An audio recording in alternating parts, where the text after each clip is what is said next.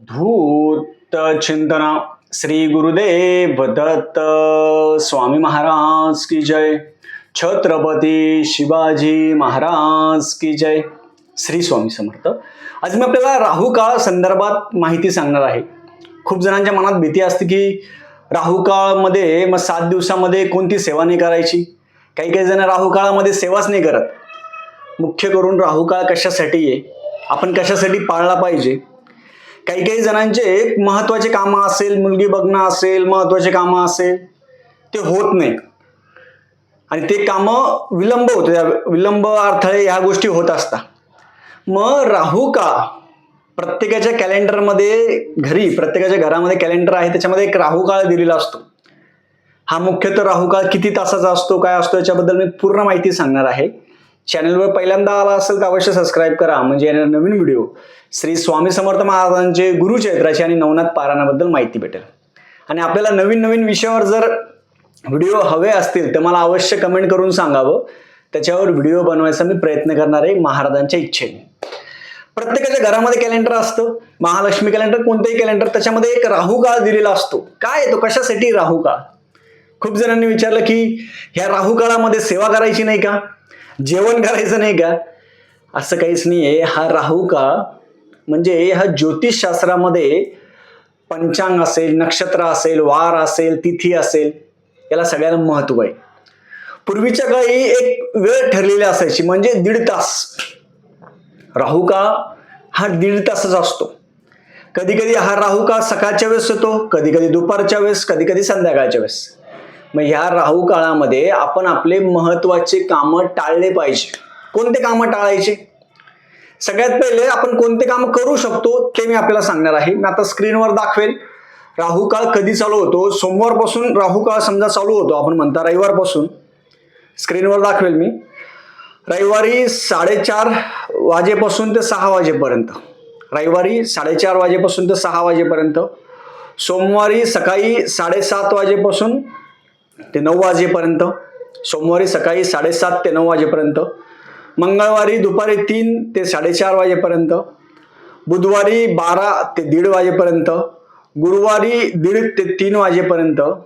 आणि शुक्रवारी 10:30 ते 12 पर्यंत. आणि शनिवारी 9 ते 10:30 पर्यंत. स्क्रीनवर टाकेल मी आपल्याला. याची मुख्य वेळ ही 1.5 तासच असते. 1.5 तास म्हणजे ह्या 1.5 तासामध्ये नवीन कार्य आपण सुरू करू नये. राहू म्हणजे काय, राहू आणि केतू म्हणजे काय, हे ग्रह आहे, हे लक्षात घ्या.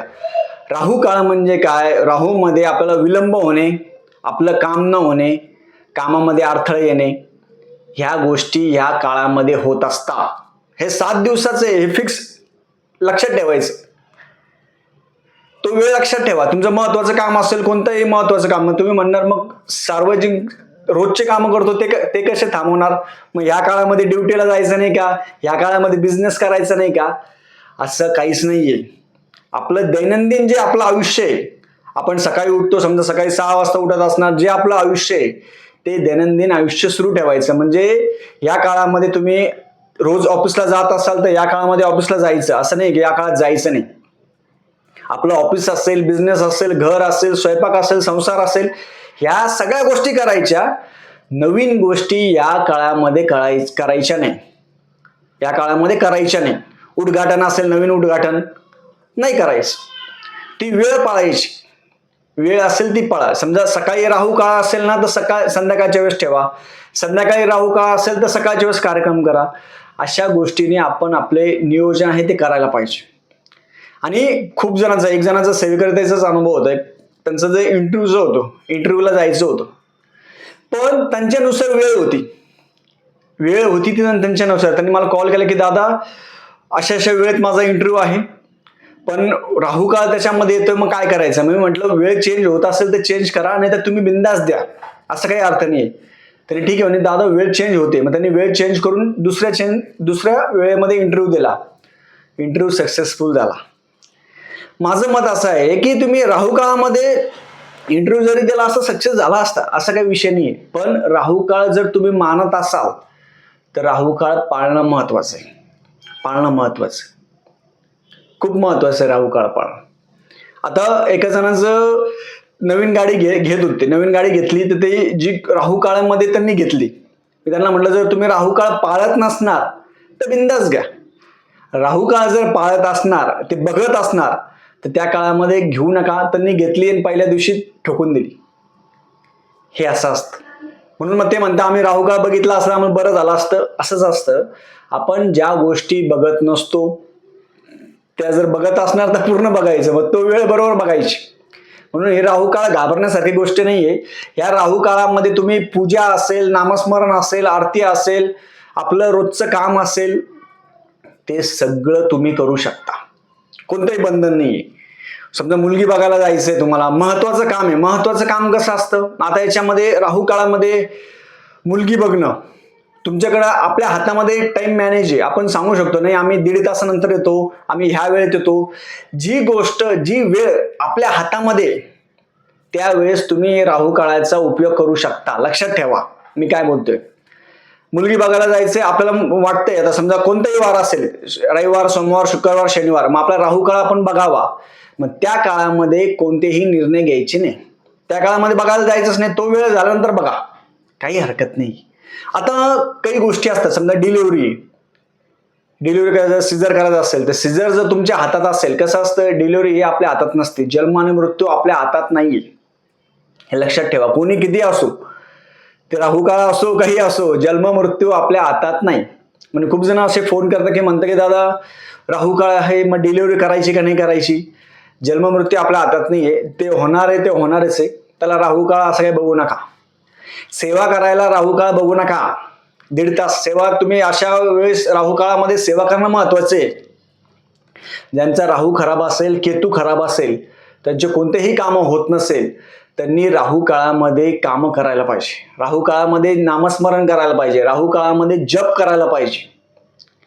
ज्यांना त्रास, आता इंटरव्ह्यूच्या वेळेस तुम्ही मॅनेज करू शकता, मुलगी बघायच्या वेळेस करू शकता, नवीन काही गोष्टी करताय, नवीन काही पण बिझनेस चालू करताय, नवीन काही गोष्टी करताय, तेव्हा वेळ बघून, तिथी बघून, नक्षत्र बघून आपण आपलं काम करावं.